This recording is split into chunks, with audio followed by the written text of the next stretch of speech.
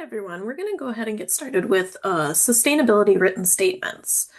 Because I think that, again, in that balance between inspiration when it comes to sustainability and then walk away with some practical skills to start putting these things in the practice, this presentation is going to kind of straddle both of those because I hope that there's some things that you find that are inspirational that lead you to go ahead and start doing some work. But then I also hope that there's some things that you can kind of take away and start to put into practice. So as we get started, I like to give a lot of thank yous. We have a lot of organizations that have gone into putting this 25-26 sustainability training series together. Thank you to Theater in the Round for hosting, and then USITT for the online registration and the recordings. If this is your first time listening to one of our sustainability presentations, scroll back through the YouTube channel, and we have a couple going all the way back to the beginning of the 25-26 season, so kind of late summer, early fall. So scroll back through because there's lots of content. And I do reference it kind of throughout as we kind of build on these presentations. The goal for this 25-26 season is really kind of focusing on if I put 10 topics out there for theater to that's interested in being more sustainable but doesn't quite know where to start. Hopefully these are 10 different topics because sustainability is a really wide umbrella and sometimes it can be hard to know where to start. The goal of me putting this together was to give theaters kind of one topic a month so that you could kind of take a year of education and then kind of come out on the other side to be able to approach that. Not on the screen, but a special thank you to Theater Pro Rata that in the previous year, I did some kind of internal work with them to kind of build out this structure. So if anyone's ever interested in taking on some of this work or doing a deeper dive into any of the topics that I have presented on up until this point, please reach out to me. Minneapolis Green Theater Alliance. We'll get to my introduction here. If you've been listening to all the episodes, you're probably familiar with my voice at this point. I'm Sadie Ward. I'm a Minneapolis-based artist and theater set designer. I have degrees in theater studies and arts administration from Viterbo University and an architectural drafting diploma from Minneapolis Community and Technical College. I started the Minneapolis chapter of the Minneapolis Green Theater Alliance back in 2021. And one of the biggest things that I learned kind of in that first year was education is really the place that we need to start. So hopefully this series is filling that kind of desire and need of theater wanting to be more sustainable, but not quite sure where to start. And it took me kind of a year or two to kind of wrap my head around how am I going to educate, because these are things that I've done in practice quite a bit. And being able to kind of break these down and make them digestible topics has been kind of my goal over the last couple of years. I also helped co-found Next Stage in Minneapolis Northeast. It's a rental company that specializes in scenic and prop things. Knowing that rental is a principle of sustainability and it's connected to Costume Collective. So if you're ever in Minneapolis and you want to have fun on a Saturday, frankly, it's a lot of fun being in the Costume Collective and Next Stage Warehouse. I'm also a theater specialist with Schuler Shook. I also, with my arts administration background, I spent a number of years working in human resources and large-scale theaters. So I'd like to, and as a freelance designer, I think that I know quite a bit about theater from a couple of different perspectives. So the agenda today, because I always like to kind of give some people a sense up front of like the content that we're going to be covering, because I know sometimes when you're about to embark on, potentially an hour of listening, knowing what you're listening to can be nice to know what's coming up next. So I actually want to talk about accountability first. Why do we write things down? Really kind of understanding the why often motivates us more deeply than just doing it for the sake of doing it. We're going to touch a little bit on mission, vision, and values because those are the things that inherently ground us as organizations. And then we're going to start talking about some specific written statements in the form of strategic plans, policies, procedures. And then we're going to look at a variety of external written statements as case studies. That's probably going to be about half of the presentation towards the end. So that's kind of looking at existing external statements out there And really looking at some of the verbiage that people have put out into the world. Because I know when I read a series of those statements back to back, I find it very inspirational. I hope you find it inspirational as well. My presentations are always structured around how to question the world around us. Sustainability is ever evolving, so we want to have a mindset, not just answers to questions about sustainability.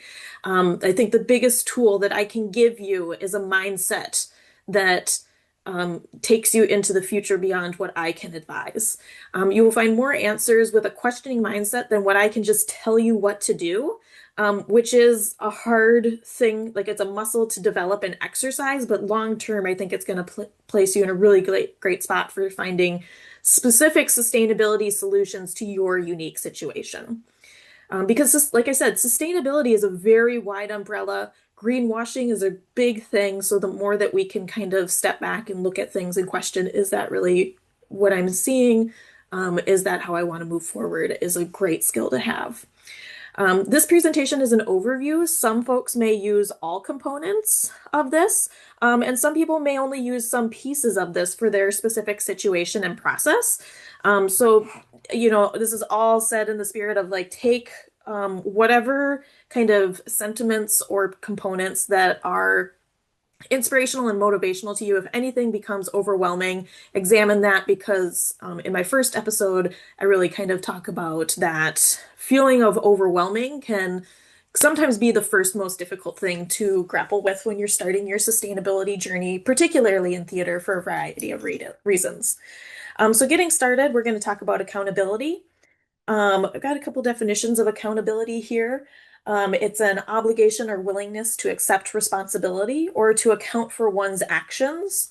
Or maybe another way to define it is a principle according to which a person or institution is responsible for a set of duties and can be required to give an account of their fulfillment to an authority that is in a position to issue rewards or punishment.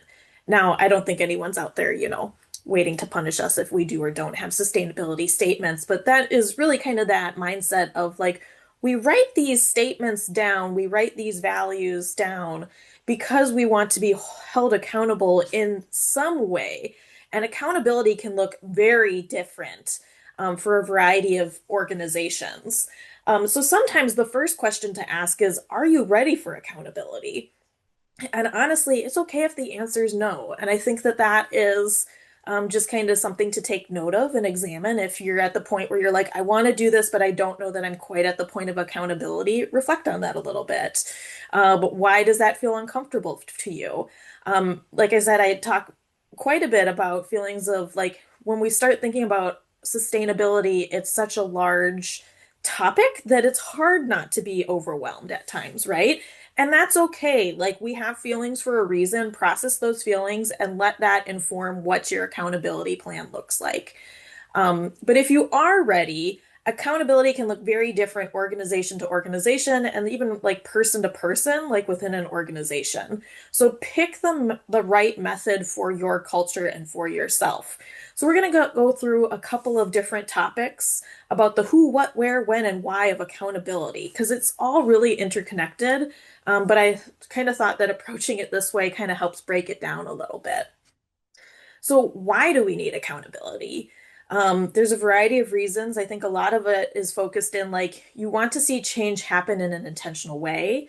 It helps motivate incremental change. Because sometimes when you're kind of looking at um, change or you're looking at a value that you want to implement into your organization, it inherently calls on change management. And like again, change can be very hard sometimes. So finding things that motivate us and help us achieve things in incremental ways is really important sometimes, and it grounds us. It also helps us maintain change in a specific time frame. For anyone that has ever done SMART goals, specific, measurable, accountable, reasonable, and time bound, you want to make sure that if there's a lot of sustainability kind of approaches and metrics out there that say by 2030 we want to achieve this, by 2040 we want to achieve this. I know the city of Minneapolis has a variety of different kind of goals based on year projections. And as that relates to sustainability in the bigger picture, it's hard not to have that sense of time urgency on things. So that component of time can be very important, especially as we keep talking about various tipping points as our climate is increasing and becoming ever unstable and changing. So accountability is also a way to get more people involved. It becomes a discussion topic and helps put our values into action, right? Because if you are accountable to someone else, there's inherently a conversation that's going to be inspired by that. And this is like a very high level way to look at this. But again, I want to kind of start with some high level concepts, and then we're going to get into some really specific case studies later. So the next is who keeps us accountable. Who can be very broad when we're talking about accountability. Who updates and communicates these statements that we say we're going to write? Um, Make sure you take a moment and reflect on which approach works best for your organization because the who in your organization can be very different for a variety of reasons. It may be because of your inherent staff structure, it might be the culture, it might be what your board has interest in accomplishing. So, make sure that you're not, because here again, like I want to teach you a mindset about sustainability. I don't want you to just say, well, Sadie said this, so I'm going to do it. So I really want you to reflect on like when we're talking about accountability and who's holding us accountable for these things that we say we're going to do. Reflect on what is most realistic to achieve that within your organization. And the who also really ties it into, because like I know I've worked in a variety of nonprofits where you have these statements and plans written, that's there, but like it kind of is something that ends up on the shelf or in a file server shoved away somewhere. So having a statement that's not communicated and not putting into action doesn't count. So you kind of really need a who identified in this to understand the who helps you carry out the how, right? And, there's always these different methods of like, what does that who look like in any kind of change management process? One person, and there's pros and cons to every approach, right?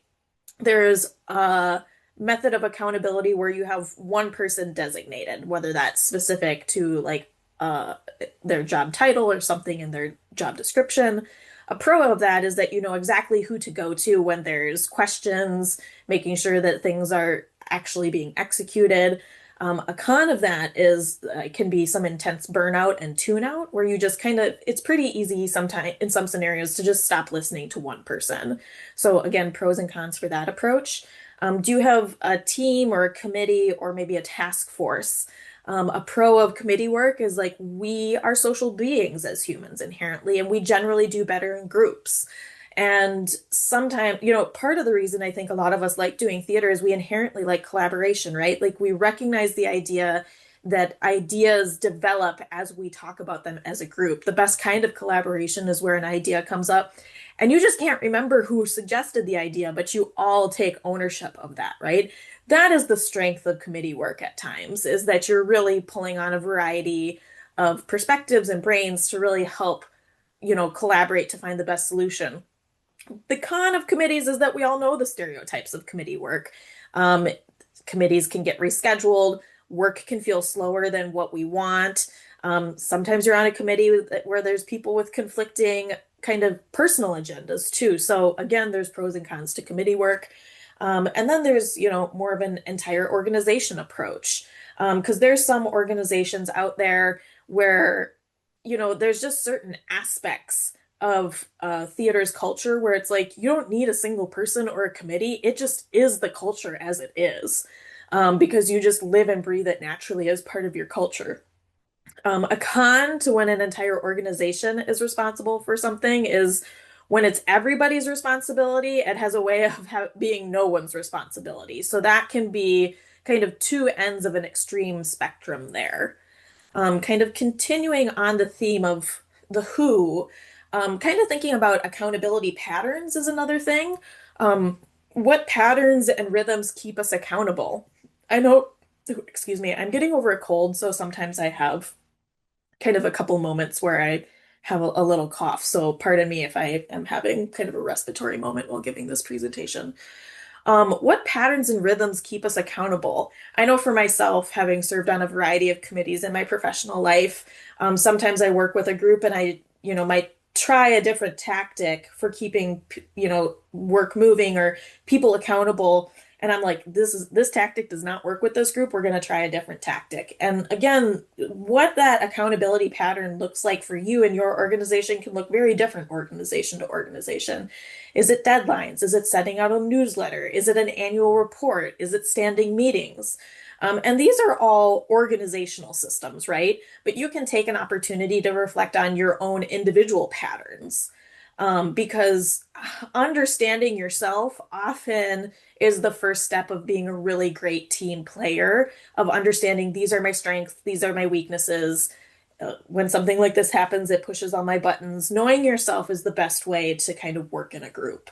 And particularly if you are a leader and you're leading change, knowing your own accountability patterns is really important to know, like what is intrinsically motivating for you, what is intrinsically tiring for you. Is that aligning with the group? Is it not aligning with the group? Because as a leader, how you lead a group and your energy is going to have that effect on the group. And if you're having a hard time finding an accountability traction method, try different patterns until one sticks. Like I said, I know I've been on a variety of committees in my life, in my professional time, and sometimes I'll just like cycle through different accountability tactics until I find one where I'm like, this works for this group. We're gonna run with it. And then also in the who of accountability with these written statements is who are they serving? We're going to go into kind of the nuance of internal versus external stakeholders a little bit further in this presentation. But I do think when it comes to sustainability, making sure that you have your internal infrastructure and values in place first is really critical, because you want to be able to stand behind anything that you put out publicly with internal practices. I think most of us have been, maybe in an organization where you see a statement that goes out and you're like, that doesn't quite reflect what we believe. And it's just not a great feeling. And I think particularly around sustainability, like I said, it's such a wide topic that like really taking the time to understand what sustainability means for your specific organization is so critical, because it can mean like if you have a building versus being more of a nomadic kind of theater company, sustainability is a totally different conversation for you, which is super valid and totally fine. But just recognizing that internal step first before putting an external statement out there is, in my opinion, the first thing. External statements can be a way of letting people know who you are as a theater company, and it's also a way to invite people to join you and participate in that change. So when you share written statements publicly, know your audience and intent of why you think it's important to share things publicly. And in terms of who are they serving, like also keep in mind, like how involved is your board of directors in all of this? Because I know I've served on like working boards, and then there's boards out there that are more fundraising kind of boards. So understanding your board of directors role in all of this is also kind of an important kind of component to keep in mind with the who. When does accountability happen? How frequently do you look at these written statements? That can vary quite a bit depending on what the statement is, what makes sense for your organization. Is this an annual review? Is it a monthly review? Is it a weekly review? Are there kind of core value statements that you share at the top of every meeting? This can look very different for many different organizations. And like there's also no approach of like, is accountability like you do a plan, you have an end goal, and then you review it, or do you have more of an ongoing accountability cycle? It really depends on kind of what your culture is like as well, and kind of what your goals are with these written statements. Where are we accountable? Where does accountability happen? Do we do this in a group? Is this kind of one-on-one individual, like accountability? Are we accountable to ourselves in our own minds? Kind of understanding where that accountability happens and what those kind of conversations look like is a thing to kind of keep in mind as well. And then just very literally with the where of accountability, are your written statements saved in a digital file path? Do people need to search for them to find them? Are they printed on posters? So the where of accountability again can look very different kind of depending on the overall structure of your organization, if you have a building or not, etc. And what are we accountable to? At its core, we're most accountable to our mission, vision, and values, which writing a mission and vision and value statement can be its own presentation in and of itself. So this is really, again, getting us in the mindset of like, how do I incorporate sustainability into my mission, vision, and values? Because a mission is an organization's primary purpose. It's very inspirational.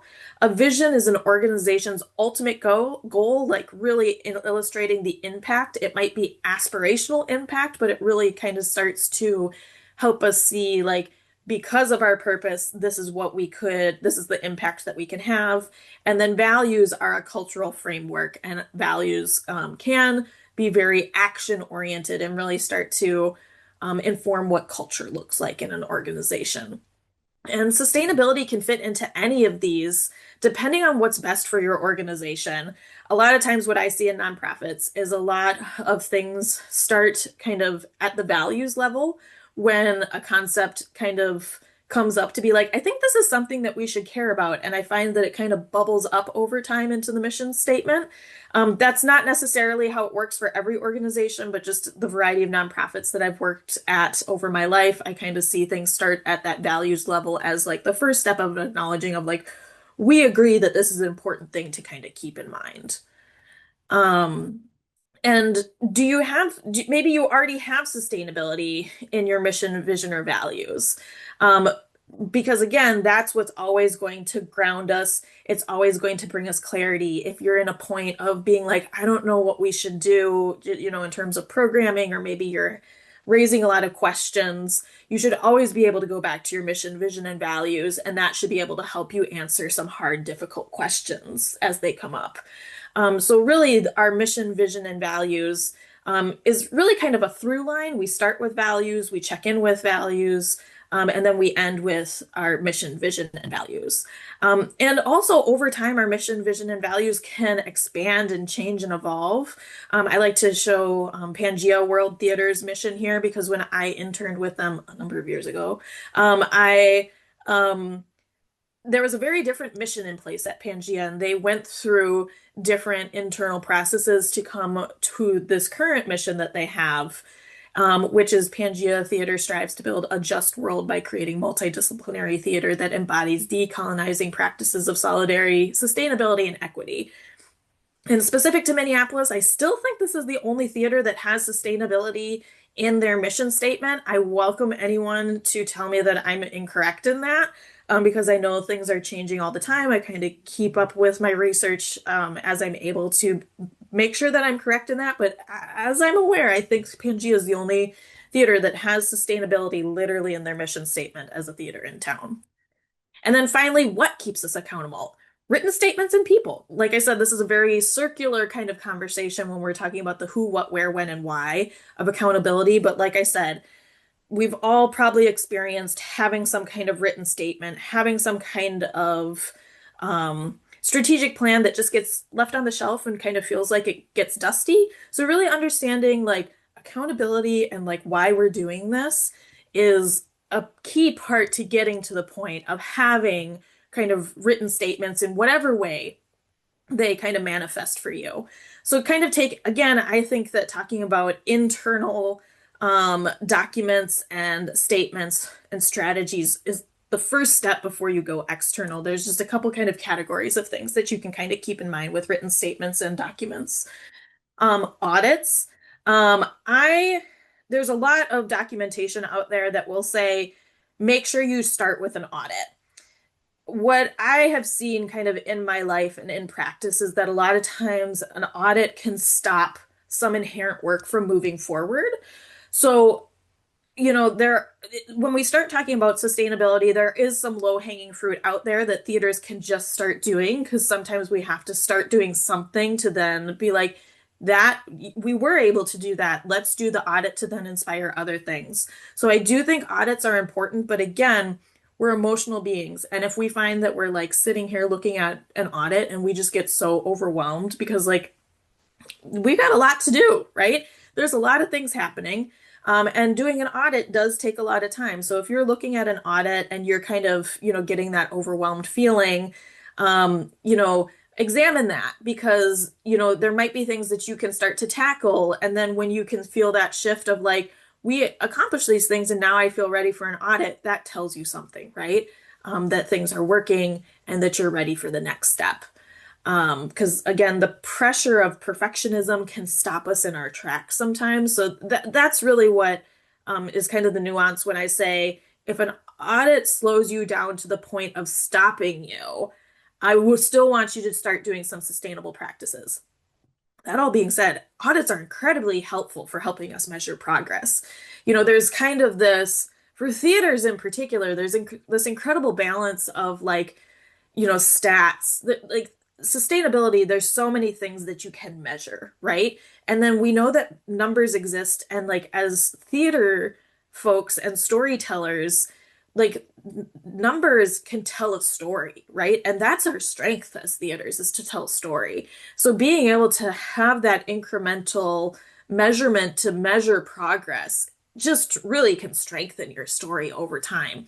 Audits also really help us check our assumptions of where we need to focus our priorities, right? Like you might conduct an audit and you might think that you need to start on something, but by conducting the audit, it's like actually we need to start over here on this task. So they can be really great in helping us with priorities and understanding where to put resources. Continuing talking about audits, I would encourage people to look back at episode 2, which is talking about existing resources out there, particularly Practical Guide to Greener Theater, which is a book to purchase. It's one of the few books that I highlighted in that episode, but it does have some really kind of great tips talking about audits and things like that. And like as we're on the topic of audits, sometimes you can have kind of like a one-off audit, and sometimes you can have a larger, more comprehensive audit. So depending on what you're wanting to accomplish, audits can look very different organization to organization. And again, kind of a theme throughout this is like if you have a building, your sustainability values might have a different focus to them compared to if you're a nomadic company. Like a theater company that has a building has different just building maintenance things to worry about, whereas a nomadic theater company, a company that specializes maybe in touring and things like that, is going to be more focused in like carbon emissions through travel. So, understanding like inherently what is our business and what are we auditing is can inform all that. Because some of the one-off audits can be very focused and very kind of specialized, such as like a trash audit, an energy audit. How are we doing on human sustainability? How are we talking about culture and things like that? Um, and then continuing to talk about audits, like again, grounding ourselves in the reasons. Why are we doing this? Because an audit can be a lot of work. I've audited different things throughout my life, and and almost every time I'm like, that was a lot of work, but I achieved this thing, which is great. And I have a deeper understanding of this thing. So, what are you trying to understand with your audit? Really because like if you're gonna do an audit and then you come up with information and you're not gonna do anything with it because you're like, that's not what we set out to do, it's kind of a waste of time and resources. So like again, asking these questions to really understand why are we doing an audit? What are we trying to understand? Is it something you already have a sense of that you're trying to refine? Are you trying to understand the scope of a task before taking it on? Because you might want to be trying to achieve something, but you're like, I don't actually fully like have my arms wrapped around what this task means if I'm taking it on. So an audit can be a great way to kind of help you understand how to prioritize things. Um, and like sometimes there's an instance where you set out on an audit because it's a totally unknown task, right? Like you can be taking this approach of like, yes, absolutely, let's do an audit first so that we understand the basic benchmarking. And then we will move forward once we have the audit done. So there's lots of kind of nuanced ways to approach an audit, especially through a sustainability lens. Another internal document to talk about is a strategic plan. And there's kind of some different ways to think about strategic plans in relation to sustainability.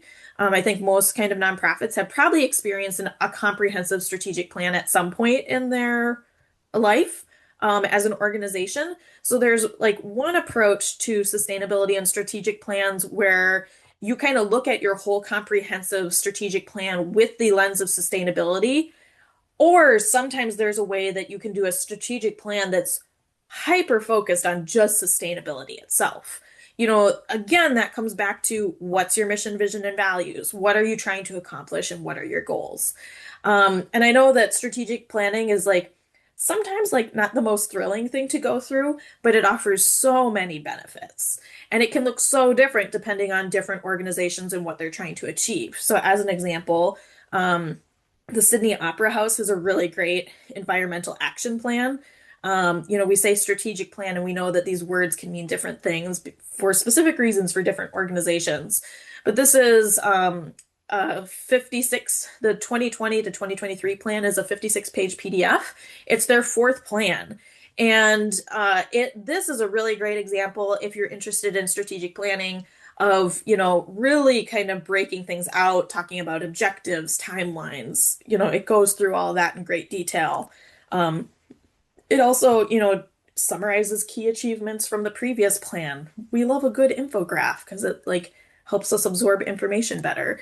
And then starts to look towards goals for 2023. These are the things that really help us say this is what we accomplished and now we're moving forward. And then sometimes for some organizations, an environmental action plan needs to be much more high level, much more of a summary kind of approach because it's that really kind of guiding document through all of this work. So Vamos Theater, a group that I've mentioned in some previous presentations, they have more of a one-page approach with one-page PDF with a website approach. Again, I'm not advocating for one is better for the other. What you really have to do is make sure you understand what is the thing that is best for my organization to help us achieve this if we are starting down this path of a sustainability strategic plan or environmental action plan. Let's talk about policies a little bit because you might be going through this like, okay, we did an audit. We know we want to do a strategic plan. We have our strategic plan. Now we need to start kind of developing some policies to kind of put this strategic plan into action. Policies really start to break out our mission and vision into kind of separate buckets, kind of throughout our daily operations. And so, these policies are things that you might kind of commonly find in handbooks or manuals. They're distributed to staff. You might have your strategic plan available to all staff, but it might not be the thing that staff necessarily go to be like, okay, so in this instance, what do I do? Because I need to figure out what I'm doing by the end of the week kind of approach. So for example, if we're kind of using like composting and recycling as an example, you might have a policy to say that we never throw away food scraps, they are to be composted. High level policy, right? Dictated by the strategic plan to reduce the amount of, um, you know, poundage that's going to the landfill.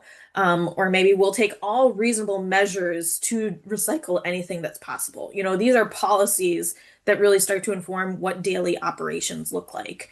And then from a policy, we start to have a standard operating procedure, or an SOP, as I like to say. This is where we really start to break things down step by step because we can say, okay, composting. I understand that our goal is to have no food scraps going to the landfill.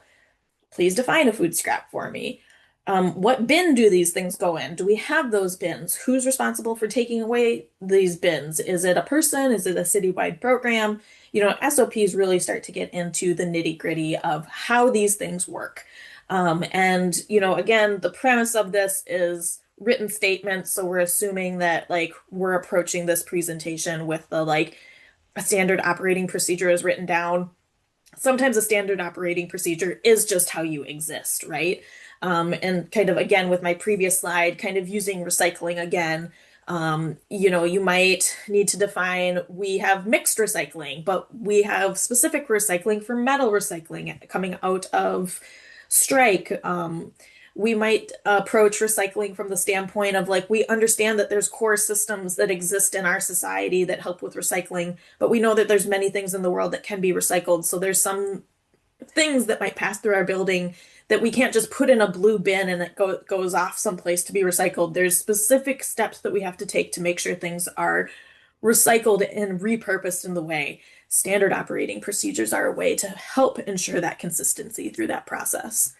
Um, just in terms of written statements and things that are out there, you might, you've gone through your audit, you've gone through your strategic plan, you've written the policy, you now have the SOP. Maybe I need a poster or something like that in the building to like really help remind people on a day-to-day basis, like what what to do in these instances. Maybe you have some kind of poster up, by our bins to remind us like yes, we have trash, we have recycling, we have compost. What are these different things? This is where I'm going to just mention Sustainable Entertainment Alliance with the Green Production Guide. They have a lot of existing resources that even if you don't use their exact poster that they have, it might inspire you to be like, that's a great idea. I'm actually going to make it like this because in our organization, we are, this policy is manifesting in this way for us. So, Sustainable Entertainment Alliance, just want to, plug that again as a great resource to kind of take advantage of. And in nonprofits, we talk about annual reports a lot, right? And I know that, kind of with strategic plans, I know everyone gets super excited when we start talking about annual reports. Um, I know most people just kind of groan when we talk about annual reports, but they exist for a reason, right? It comes back to written statements, it comes back to accountability. It keeps us internally and externally accountable for things that we say that we're going to do. Um, Ecologic, based out of Washington, D.C., has five of their annual reports kind of online. And, it really, again, is that kind of reflection of culture in a lot of ways, because it's this balance of anecdotal, kind of written statements, and then also stats and figures that help reinforce, like, yes, we said we were going to achieve this thing, and because we saw these numbers, we know we achieved it. Or we saw these numbers, we didn't quite achieve it. It's going to inform how we move forward. Um, and I pulled this kind of specific statement out of the 2024 annual report from Ecologic. This year, we reached almost 1,000 people through climate art events, community-centered programming, and speaking engagement, and hands-on ecosystem restoration work. These spaces were not just about learning and acting, but about healing and connecting. In a time when climate anxiety is at an all-time high, we recognize the importance of creating spaces where people can transform their fears into meaningful action and their isolation into belonging. It's beautifully written.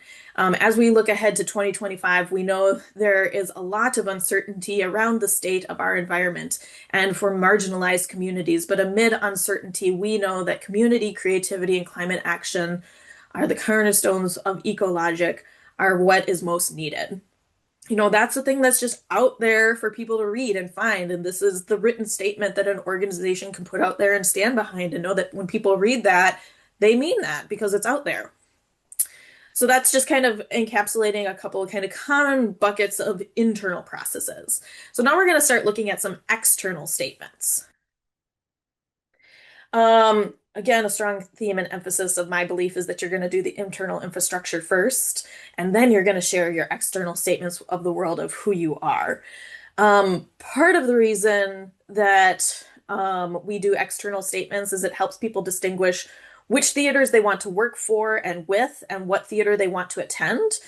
Does that theater that they're working with or attending align with their personal values?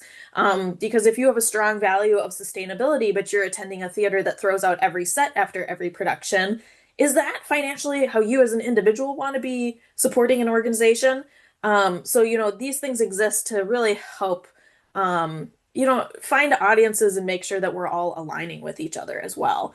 Another thing with external statements is it can really help with education and provide calls to action. Not just saying, these are the things we do, but we want you to join us. We want you to participate and participate in these specific ways. And we're going to see a couple examples of that when we review some of these external statements here. And again, get your internal documents in place before you start making external statements. And there's a couple of things that I want you to kind of pay attention to as we kind of look at these kind of different examples that I've put together. With your external statements, there's a balance of, more of a narrative approach versus bullet points.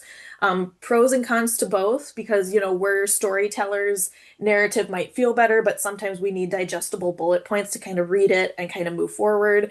Also, kind of the difference between aspirational kind of declaration statements versus like action items, really kind of tangible, specific things. You're going to see a mix of that in these upcoming statements. Is a statement on a web page with other things, or do you have a dedicated web page just for sustainability? Spoiler, the majority of the examples that I have pulled together are like theaters that have dedicated pages for sustainability. But generally speaking, again, in that kind of process of the way that a theater declares a value and it eventually bubbles up over time and grows, it might start as a single statement on a page with your other values, but then it might grow into a whole dedicated page just for sustainability. So again, we're going to look at what's out there. Sustainability is a wide umbrella, so let's see how people are approaching this. There might be some like phrases and terminology that you might find inspiring. And like in some ways, like we don't have to reinvent the wheel for everything. We can kind of like some of these, statements out there are just saying these are the things that we're doing to be sustainable. Just grab those ideas if you're like, that's a great idea, run with it. And then let's go ahead and pay attention to common themes as we kind of examine these different organizational kind of external statements that exist on the internet. So we're going to start with the UK and British theaters. You're going to see the Green Theater book as a common thing that's referenced with these theaters because that's a huge part of the culture over there. The climate crisis is the biggest challenge any of us has faced. Like any business, our operation has an environmental cost. We create work that is inherently temporary. We make use of raw materials. We ask people to travel to particular locations at a particular time. We are committed to reducing our carbon impact and have set ourselves ambitious targets to achieve net zero as an organization by 2030. Our environmental policy recognizes our responsibility to take action and our belief that theater can also lead positive change. We are committed to leading by improving our practices, shaping public conversation through storytelling, and galvanizing industry action to combat the climate crisis. Since 2024, we have achieved the Theater Green Book's basic standard across productions, buildings, and operations. Again, they're putting this stuff out there, which is great. That again, comes back to accountability. They're putting it out there because we can then say, but you said this on your website. Are you actually doing it? I'm going to say yes. I haven't talked to them specifically, but you put it out there with the assumption that they're actually doing these things. Our commitments to embed environmental sustainability at the heart of National Theater's practice, to deliver the National Theater to a net zero carbon position, to work to the standards of the Theater Green Book, to use the best tools and practice to help minimize our carbon impacts, to report on our progress annually, to encourage education and innovation across all business activity, and to share our experience and learn from others within the wider sector by working with peer networks. Now, this is such a great example of the balance of the narrative and the bullet points. I love these commitments because they're very action-oriented. And I also like this acknowledgement of to share our experience and learn from others within the wider sector and working within a peer network. Because for those that have kind of already followed the Theater Green Book and what that has, it's like a network of networks as it describes itself. And being able to do these things in community, again, are things that often motivate us deeply. Again, looking at the UK and Britain, English National Opera, Sustainability Mission Statement and Policy. ENO is an internationally celebrated opera company based in London and built on the belief that opera is made for everyone. We strive to create new experiences with our productions that inspire, nurture creativity, and make a difference. climate context. Now, this I love on their website because it just puts a lot of information up front that helps anyone that's reading it really ground the values that they list next. So, climate context. Climate change presents a threat to our national environment and our livelihoods as a result. Accurate. As global temperatures continue to rise, biodiversity is lost and more waste is produced. Experts warn that the window is shrinking for environmental action that will prevent the most catastrophic climate change. Again, when we start to say these things, especially out loud, it's hard not to be overwhelmed, and it's okay to acknowledge that overwhelmed feeling, but keep going. Global frameworks, including the Paris Climate Agreement and the UN Sustainable Development Goals, sets targets for reducing greenhouse gas emissions, creating space for nature, and improving people's well-being. At ENO, we recognize that we are in the decade for action on climate change, and we strive to be a leader in sustainability in the performing arts. As we push forward on our sustainability journey, we aim to embed good environmental practice across our operations, programming, and learning in order to deliver on our commitment to respond to the climate and ecological emergency. ENO's values and the environment. ENO holds the following values and is as integral to our work and connected to our sustainability aspirations. Creativity. We take a creative approach to sustainability and inspire important conversations and learning through art. I know that at Mixed Blood, Alejandro Te has, on a production that we worked with, he, as the director, really said a lot of the scientific solutions to climate change exist. We have to find a way to get people to care, right? And we know that art, conversation, storytelling is a way to make these like very large, overwhelming feelings real in front of people, but also but once it's real, we begin to care. So I really, love this kind of first step of like acknowledging that creativity is part of sustainability is like that's our strength as storytellers. So, I love that kind of intersectional blend between creativity and sustainability. Trust. Our audiences and stakeholders can trust that we are committed to society's priorities and will follow through on our environmental goals. Like, talk about just putting it out there. Like, that's like such a great way of like just acknowledging accountability is just like that inherent word trust. Togetherness.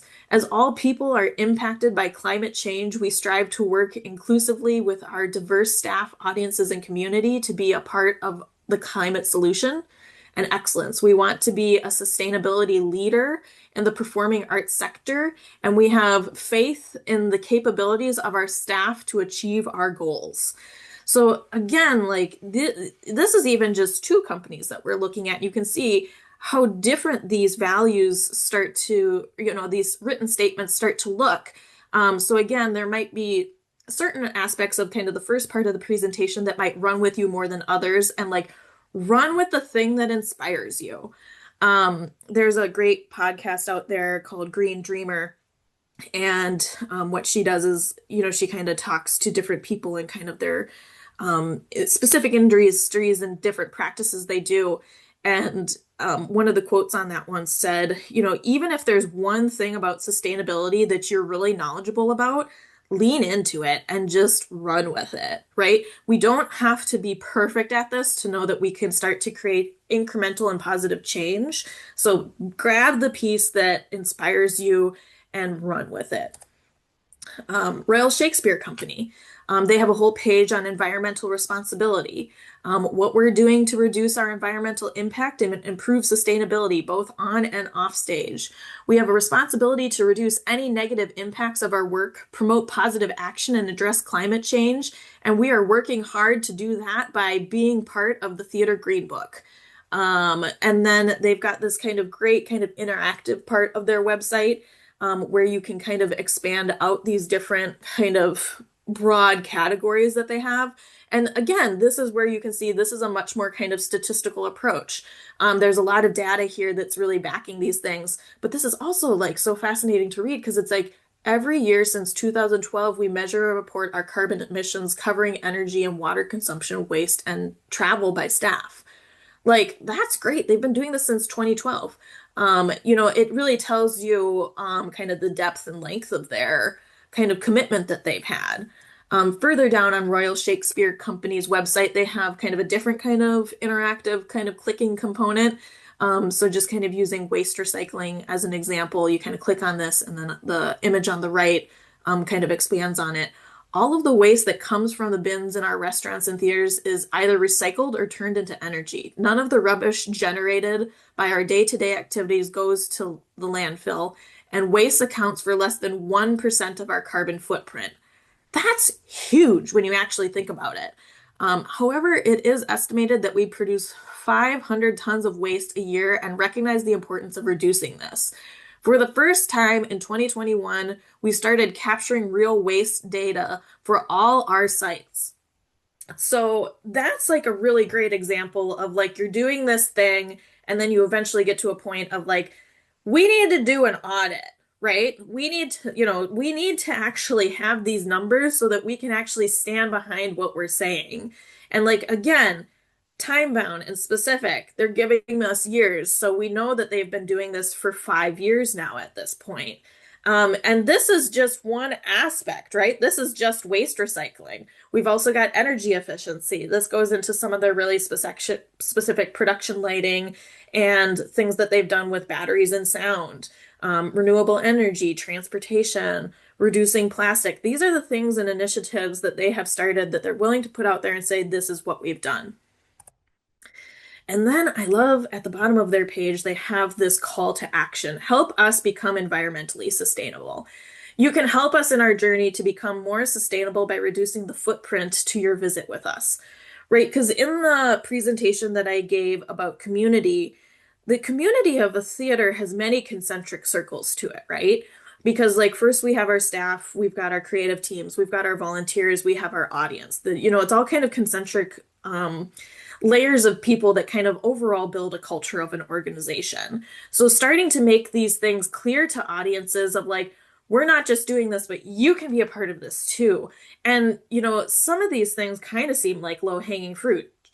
Choose e-tickets that show on your phone rather than printed tickets. Reduce waste from your visit. Avoid single-use packaging and bring a reusable water bottle. Use sustainable transportation.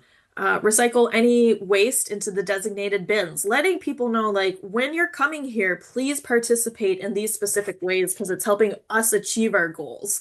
It's something where it's like we're achieving our goals, but it's also like an experience of like, if I'm experiencing this at a theater, where else as I as an audience member can experience this in other parts of my life? So this is that kind of call to action, that engagement that kind of helps people see that these small choices do add up over time.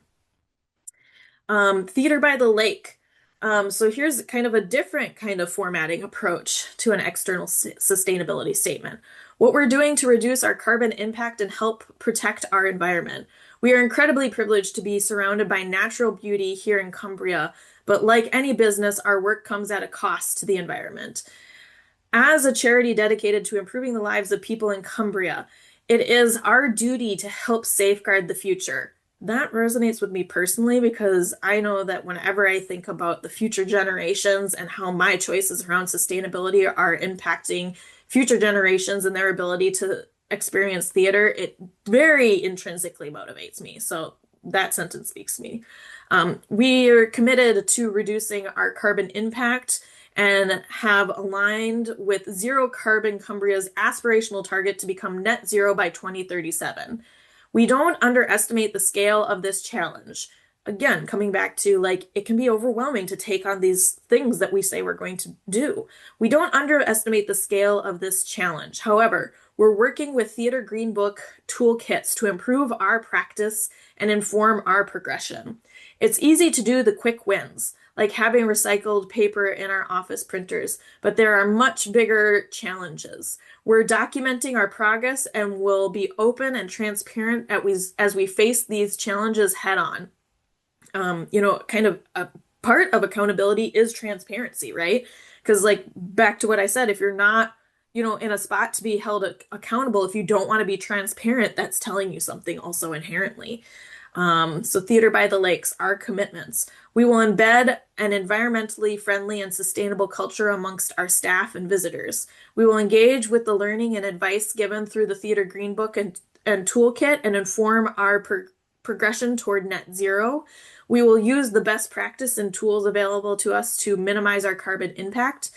We will monitor and report on our progress. We will continue to learn and share knowledge and progress with our staff and audiences.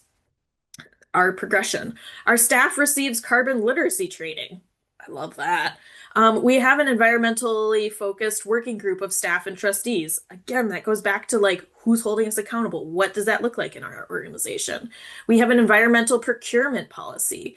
We have committed to green energy contracts for our gas and electric use. Like, do you know, like, where's your energy coming from? Is it coming from renewable resources? Because I know with my house bill, I can kind of look that up. Can you do that for your business? Can you do that for your theater?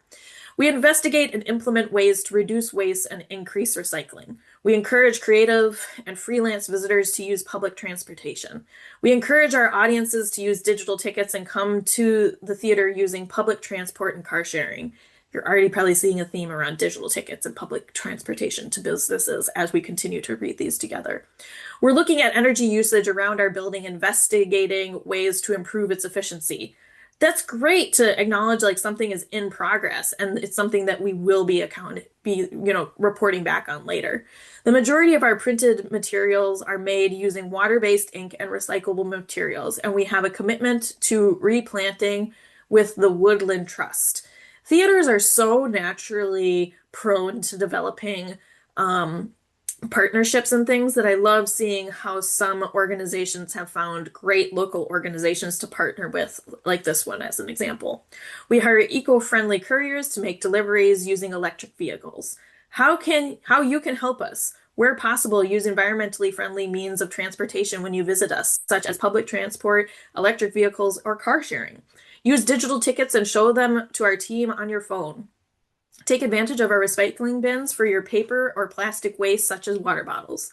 Achieving net zero will take the concerted effort of all staff, visitors, and audiences. Again, the concentric layers that make up community of a theater, current and future. It will utilize technologies and processes that haven't been developed yet, and it will require financial investment and difficult decisions.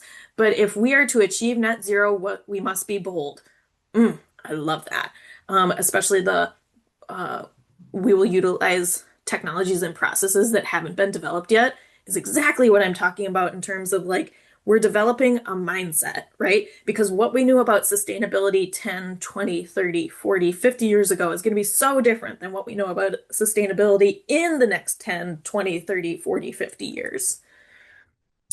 Shaftesbury Theater. Now, this is a really great example of a historic theater making some sustainability commitments because you can see that quite a bit of their sustainability in this statement is really focused on their building.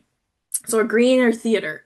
Large-scale theater productions can have a negative environmental impact. High-powered lighting and sound equipment delivering enough food and drink, printing programs, heating or cooling an entire auditorium, which like HVAC in theaters is really specific. Like as a side note conversation, it takes some big HVAC units to make sure temperatures are comfortable for audiences. Just like that's a whole presentation in of itself. The impact on our planet can be vast.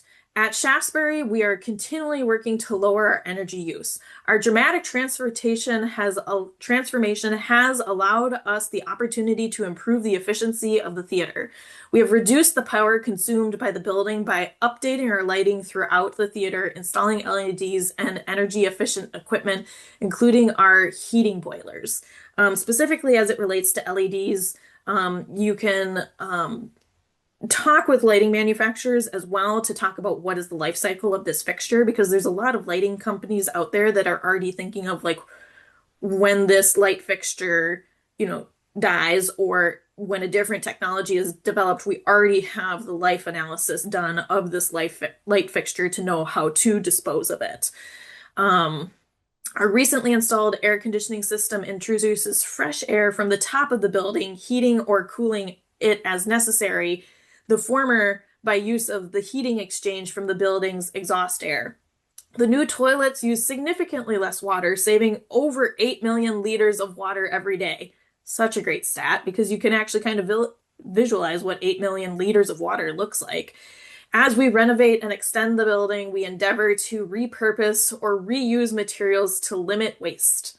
At every turn throughout our work on the building, the impact on the planet has been considered, ensuring we have worked to benefit the environment, not just theater. Such a great example, too, like when we're talking about building responsibility, architecture is an industry that has really kind of leaned into acknowledging the impact that buildings have. If anyone wants to go down the rabbit hole of the 2030 plan, go for it. That's a little bit more US specific, but that is something that architecture has been doing out there for a while. There's lots of building certifications too. Building certifications also vary by country. What our certifications are in the US can be very different in, Britain and the UK, and then very different compared to like Australia. And those are just three examples, and I only mention them because those are kind of the main kind of countries that I'm looking at as examples in this presentation. Shaftesbury Theater in the community. Because again, community is so critical to sustainability on the human level and in the way that like we do better in groups, we do better in community. So we are members of the Camden Climate Alliance and continue to support the mayor's climate challenge. The Shaftesbury Theater has been commended for its energy saving initiatives and is committed to working together with our community to become a net zero carbon borough by 2030. With a focus on reducing our carbon emissions through improved energy efficiency and renewable energy resources, we are determined to take action and make changes for a greener future. Such a great example of like being able to work with like hyper local, super specific, like city and like neighborhood community oriented actions to make positive change and build community through sustainability. I think that theaters can learn a lot by partnering with non-theater organizations. Vamos Theater, a theater that I've mentioned a couple times. Our environmental action plan, Vamos's theater's environmental action plan recognizes our responsibility to take action in the face of climate emergency and supports our belief that theater can lead positive change. Vamos Theater's ethos promotes empathy, connected, kindness, love, joy, and community, all of which grow people's connection with and understanding of fellow humans and more than humans. Like, man, don't we love doing theater because it's a human-centric art form? And if we're not taking care of humans in the process, what are we doing? This ethos forms the backbone of our activities and is at the root of our environmental action plan. Our environmental action plan is here to help us reduce the harm we cause through our work whilst retaining the cultural and social value of what we do. It's here to show that the theater community's creativity and knowledge can have an impact on the crisis we are living through. Our intent, again, we're getting that balance of narrative and bullet points kind of consistently throughout all of these. To continue to embed environmental sustainability and climate justice in our activity, to grow our sustainability knowledge as a team and understand what makes a difference, to act with manageable and authentic aims. Man, that just, comes right back to that accountability and transparency theme of this. To use the carbon handprint concept, which puts the emphasis on actions that have a positive impact on the climate crisis, to gather clear, precise, useful data, to embed a practice of minimizing harm, to embed a practice of using less, which is really hard for theaters to do. Let's just acknowledge that for a moment. To influence, inspire, and encourage our peers and audiences, to share our experiences and learn from others. Background. Vamos Theater came to the end of its initial 3-year environmental action plan in 2025. So I do want to just take a moment to talk about how many climate and environmental things came out of 2020. Like the amount of new resources, it's almost hard to keep up with, which is such a great thing to see so many theaters like really taking this on, because looking at theaters in 2020 versus now 2026, it's amazing to see how much progress has actually happened in 4 years because people are really seeing this. They're really owning how day-to-day actions, we can change our operations, we can own this, this is a value. Like doing this research in 2022 was very different compared to doing it this week. because I went through and kind of pulled these to make sure that they were fresh and relevant this week. And the level of detail that's available compared to, 2022, 2021, when I was starting Next Stage and doing different research of organizations, it's amazing to really see that difference. Sorry, I'm going to step back from my soapbox for a second there and get back to this. The new plan has been developed from this experience and learning. With the help of change consultant Joe Lyons, members of Sustainability Arts West Midlands, and the Theater Green Book, and One Planet Living, we are building upon these first 3 years to create a more impactful, creative, and realistic set of aims and actions to take us forward. I love that they list their consultants and people that they've had involved in this, because sometimes you read these statements and you're like, where did this come from? It takes a lot of internal work. Like I said, do the internal work first.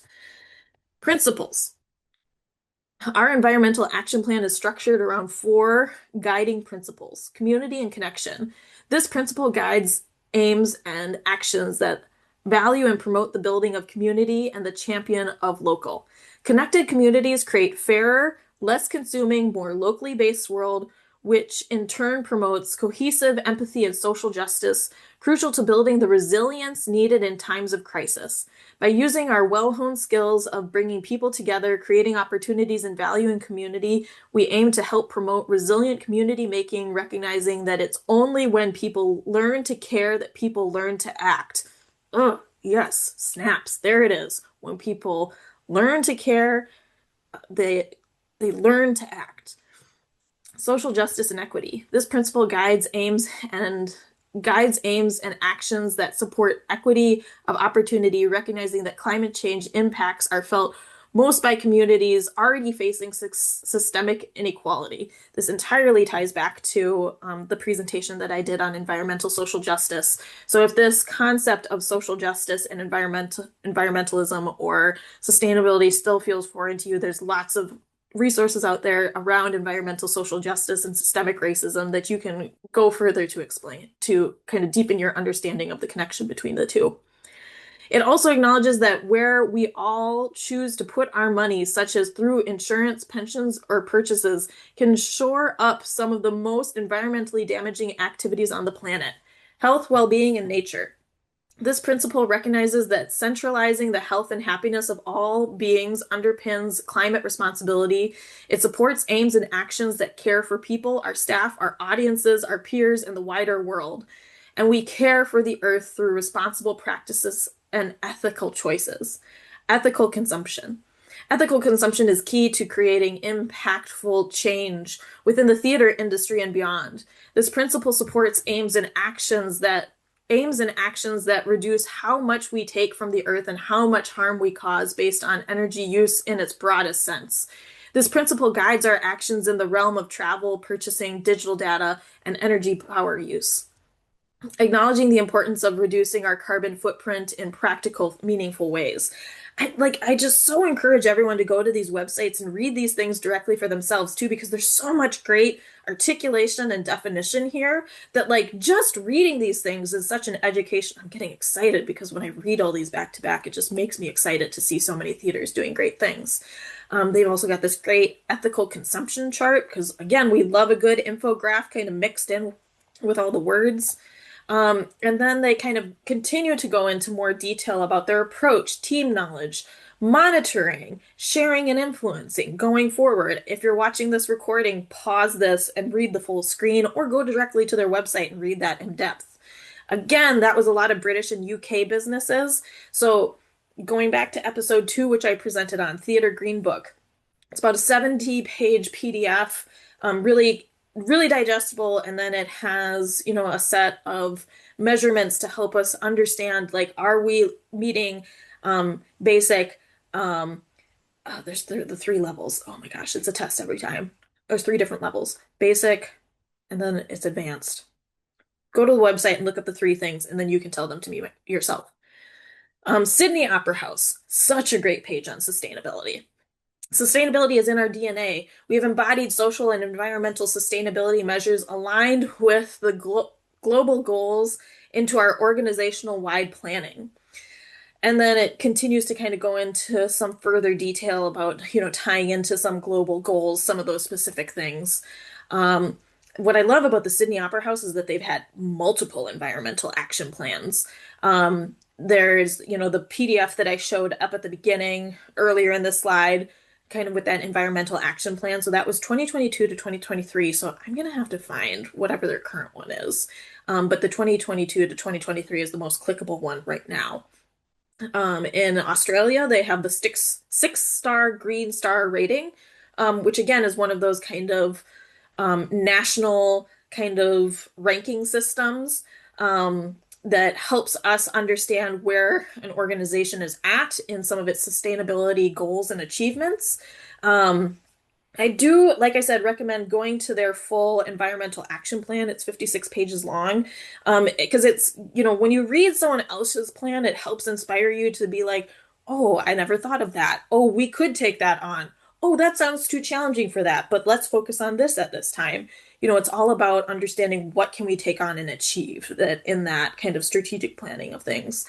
And then they have this great artificial reef installation kind of on um, they're because they're surrounded by water there. And I love this because this shows you like as a performing arts center, it is this awareness of the environment directly around them and is so specific to Australian culture, and they are helping with that. Those are things that we can do. Like I think of all the theaters that are along the Mississippi River in Minneapolis and all the potential opportunities that it's like this is what we can do in Sydney, Australia. What can we do, in Minneapolis and Minnesota? Okay, coming back to the US for a second. Hooligan Theater Company. This is based out of California. Sustainability involves weaving together the considerations of environmental well-being, social fairness, and economic prosperity to foster communities that are vibrant, healthy, inclusive, and capable of withstanding challenges for both the present and future generations. Again, there's so many themes in these statements that really, again, pull together these common themes of sustainability. It acknowledges the intricate interplay between these facets, understanding that addressing such multifaceted issues demands a holistic systems perspective and a recognition of their complexity. Hooligan Theater Company will continue to promote sustainability by actively seeking innovative, eco-friendly practices, integrating them into all aspects of production, and engaging both the company and audiences in meaningful dialogue about environmental sustainability. Again, we have this mix of narrative and storytelling, but then also we have stats to help back things up. There's a lot of things out there that exist that talk just about the sustainability impact of people just getting to a theater. There's some work happening in St. Paul and Minneapolis that is really starting to have to tap into this. So I'm really interested to see how this grows over time in terms of helping audiences understand the environmental impact of just getting to a theater and how to offset that. I also love that Hooligan Theater really leans into the production side of things because again, my background's in set design, so I'm always going to have that production bias to things inherently.